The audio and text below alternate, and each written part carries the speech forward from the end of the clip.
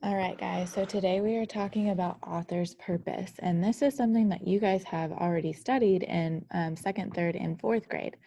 So here we go. Some of this should be definitely familiar to you. Here's our little character for today. We'll call him Sam, and Sam says, "Welcome to my PIDE class, young chefs. Today I will share my 5 delectable flavors of author's purpose pie." First, let's discuss what author's purpose is. Author's purpose is the reason an author writes something. So authors always have a reason for writing a story, a book, a magazine article, anything like that, maybe a recipe. Okay, so let's look at our different, it says ingredients, but I'm going to say our different flavors of pie for author's purpose. So we have P is for persuade, I is for inform, and E is for entertain. And these are the 3 that you guys have probably focused on the most. So I think you probably are pretty comfortable with these. So we're going to study them a little bit, and then we're also going to add, explain, and describe. Okay, so the first one is persuade, and persuade is when the author might want to convince the reader of something. Here's a little example. Vanilla cupcakes are better than chocolate cupcakes. So persuading definitely has an opinion aspect to it. And then also advertisements are persuasive. Companies are trying to convince you to buy their product or their service. So think of an advertisement that you see on TV. What is the company trying to get you to buy? Think of an example. Something I thought of, we have Nick Jr. on a lot at our house with our 1-year-old, and there's a commercial and the song gets stuck in my head all the time for the Happy Nappers, the little pillow that kind of was like a sleeping bag. That's a commercial that they're trying to persuade me to buy something. So their purpose there was to persuade. Okay, and then we have inform. The author might want to give the reader some facts and information about a topic. So if I wanted to read about sharks, then I could go to the library and get a nonfiction book about sharks. And that author's purpose would definitely be to inform me. So it says textbooks and nonfiction books are written to inform. Can you think of a certain nonfiction book that you just really like, or a topic that you like to read about? I like to read about, like I said, sharks. I think sharks are awesome. They're pretty interesting animals. Any kind of animal really is pretty cool. I like to read about different cities in the world. Lots of information. Okay. And then we have entertain. So these are the books that we really enjoy reading. The author might want to write a story that the reader will enjoy reading. So can you think of a book or a series that you enjoy reading? So something I thought of was I really enjoy the Harry Potter series. I like the mystery genre. Those are always entertaining to me. A lot of my kiddos like the Dogman books. Also, Magic Tree House, that one's pretty fun. Okay, so we've talked so far about persuade, inform, and entertain, and those 3 are pretty basic. You guys have been studying those for a couple of years now, and we're still going to practice with them, but I'm going to dive a little bit deeper today and spend a little bit more of our time on the 2 that are new to you. Okay, also this says fiction books are usually written to entertain. Okay, so here we have another E, and it's for explain. So it says the author might want to tell the reader how something works, or the author might want to tell the reader how to do something. So I know a couple years ago, sometimes if you've ever written like a how-to, like how to make a jack-o'-lantern or how to make brownies. If you've ever written something called a how-to, the author's purpose, your purpose would have been to explain. So can you think of anything else that would be the author's purpose to explain?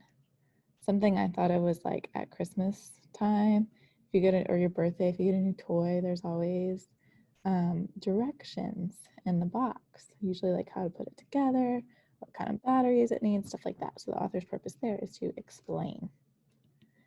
So here we go. It says, I must admit, this is one of my favorite. I write recipes all the time to explain how to make things. Here is an example of something written with the purpose to explain. Have you ever wanted to study your own fingerprints? Here's what you'll need to do. First, get your supplies. You will need a pencil, an index card, and clear tape. Now you are ready to begin. Use a soft pencil to color a square patch on a piece of paper about the size of your finger. Rub your finger in the graphite on the paper, also rocking it side to side. Next, take a small piece of tape and wrap it around your fingertip. Finally, remove the tape from your finger and tape it to an index card. Now you can see your fingerprint. So it says, let's take it a step further. What is the author trying to explain to the reader? The author is trying to explain how to capture a copy of your own fingerprints. Like I said, anything that you are trying to describe how to do would be explain. So you could write a recipe, anything like that, explain. And this next one, D is for describe. I like this one the most, maybe. The author might want to help the reader see or experience a person, place, or thing. The author often tries to help readers imagine things using their 5 senses. The author describes what you see, hear, taste, touch, or smell.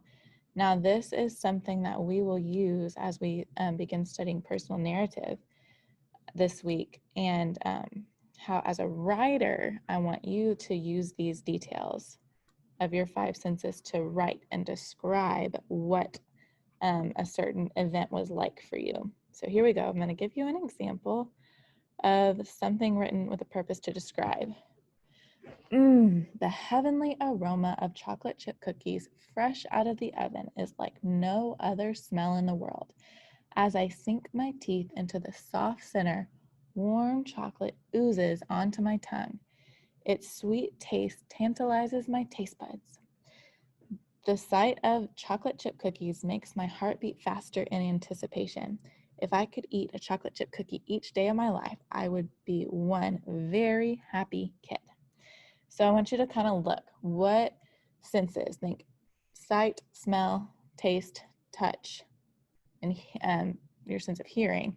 What did the author use? I can see the heavenly aroma. That would be smell. As I sink my teeth into the soft center, warm chocolate oozes onto my tongue. That would be taste and touch, really, in the next sentence as well. Its sweet taste tantalizes my taste buds. And then sight, it even says sight. So the sight of chocolate chip cookies makes my heart beat faster in anticipation, like they're getting really excited. Okay, so what is the author trying to describe? They're trying to describe biting into a chocolate chip cookie that has just been taken out of the oven. Okay, so it says, are you ready for a taste test, young chefs? If you want to take a little 30-second minute break and just do some jumping jacks, you're welcome to do that. Go ahead and pause it, and then we'll get into some examples and identifying the author's purpose. Here we go. So I'm going to read this to you, and I want you to tell me what purpose you think it has. Persuade, inform, entertain, explain, or describe. Here we go. Gaylord Nelson is the person credited for Earth Day. He's convinced that the planet was at risk, so he decided to try to do something to change that. He was elected to the U.S. Senate in 1962. He came up with an idea for Earth Day and announced the concept at a conference he was attending in Seattle in the fall of 1969. Citizens from all over the United States responded to his call. By the following April, Americans were ready. The first Earth Day took place on April 22, 1970. 20 million people participated. Thousands of schools and communities got involved. Earth Day celebrations have flourished since that first one in 1970. There is now an Earth Day Network, a nonprofit group that organizes Earth Day activities. In 1990, Earth Day went global when 140 countries participated. Earth Day is now an important day in April. People everywhere are uniting to take care of our planet.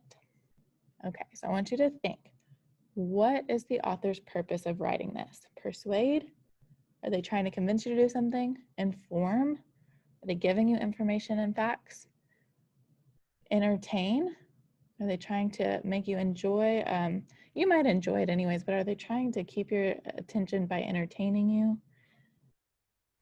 Explain? Are they explaining something or describing? What do you think? The author's purpose was to inform the reader about how Earth Day came to be. Okay, here's another one. Brooke dragged herself to the kitchen. Ugh, I just want to go back to bed, she thought. She wished it was the weekend, but she knew it was only Thursday. She had to be in school in 45 minutes. I better start on breakfast. Brooke glanced at the counter as she opened the refrigerator. What in the world? She thought to herself. She rubbed her eyes and looked again. Yes, she saw the same thing. Purple eggs and green milk? Are my eyes working correctly? April Fools, giggled her mother, who was watching from the other room. Brooke smiled. That was a good one, Mom. Her mom knew that Brooke loved this quirky day of the year. What do you think the author's purpose was? Persuade, inform, entertain, explain, or describe? Stop and think to yourself. You can read back over it. Here we go. The author's purpose was to entertain the reader with a story about a girl on April Fool's Day. If you have a lot of extra crayon stubs laying around, don't throw them out. You can use them to make big, chunky crayons. Just follow these steps. 1, collect all of your old crayons. 2, remove the paper wrapped around the crayons. 3, cut them into small pieces. 4, preheat the oven to 250 degrees. 5, fill a muffin tin 1 inch thick with the crayon pieces. 6, bake 15 to 20 minutes or until the crayons are melted. 7, allow the tin to cool. Pop out the crayons and start coloring. Okay, so this one definitely gives you some directions. So what do you think? Persuade? Are they trying to convince you to do something? Inform, entertain, explain, or describe? Which one would be best if you're trying to tell someone how to do something? Author's purpose is to explain how to make chunky crayons out of stubs. So if you've ever done that little experiment or project, I would like to know. It kind of sounded fun. Okay, here's one more. So this one, I can just tell by looking at it, it looks like somebody tried to handwrite it maybe. And it says, Dear Kate, and at the bottom it says your sister Jessica. So I know that it's a letter. So let's keep that in mind as we're determining the author's purpose. Dear Kate, I wish you were here at the beach with me. You would love it. Last night I sat on the beach as the sun was setting. I could feel the warm breeze while I listened to the calming, rhythmic crashing of the waves against the shore. The colors of the sunset were simply beautiful. The sky had layers of red, orange, yellow, blue, violet, and magenta. It was incredible. I took a deep breath, and the feeling of fresh air filling my lungs was refreshing. The only thing that would have made the experience better is if you would have been there to see it with me. See you soon. Say hi to Mom and Dad for me. Your sister, Jessica. So what do you think the purpose is? Is she persuading her sister, Kate, to come to the beach? Is she informing her? Is she trying to entertain her? Is she explaining something to her? Or do you think she's more so describing something using her senses? What do you think? The author's purpose was to describe the wonderful experience of being at the beach. Because she used all of her senses, she was describing what the sunset looked like and what the waves were sounding like crashing on the shore, what it felt like to breathe in the fresh air. Here we go. Many people think brown is a boring color, but I disagree. Brown is the best color of all. It is the color of teddy bears. And don't most young children go to bed with a teddy bear? Brown can give us a feeling of comfort. Brown is also the color of chocolate. Everyone loves chocolate. It's the perfect thing to make you feel better after a rough day. Don't you agree that brown is one of the best colors? What do you think the purpose is? Persuade? Are they trying to convince you of something? Inform? Giving you information? Entertain? Trying to entertain you? Explain something or describe? What do you think? The author's purpose was to persuade the reader to agree that brown is one of the best colors, because I could disagree and say, oh, I think blue is the best color. You might say green or yellow is the best color. Okay, so that's where we're going to stop today. And I want you to just take a little break, stretch, do some exercise, and then we'll kind of pick up on this a little bit more tomorrow. You also have more assignments with Author's Purpose to work on by yourself today. And then you can email me any questions that you have.